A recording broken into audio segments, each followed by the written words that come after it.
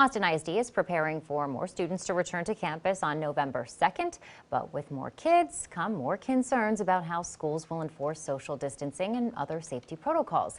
KXAN's Avery has a look at how many more students the district expects on campus and how they plan to keep everyone safe.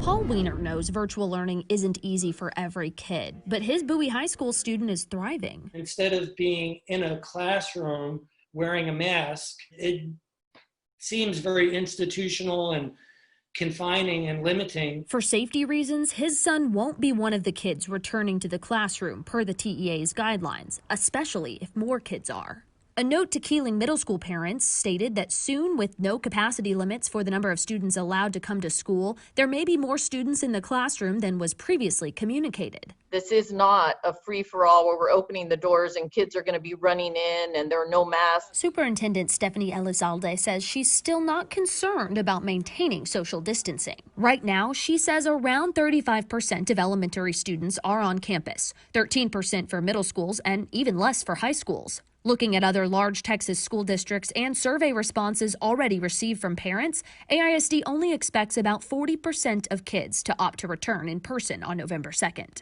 The superintendent also notes they'll be implementing more plexiglass barriers and one-way hallways to keep interaction to a minimum. But one AISD elementary teacher reached out to KXAN saying her classroom already has too many students to keep desks 6 feet apart, and she's expecting 4 more students to join in person. It's a very emotional topic. Weiner says part of his decision to continue with virtual learning is out of concern for his son's teachers. They're no different right now than a firefighter running into a burning house, and we're not treating them like that. Avery, KXAN News.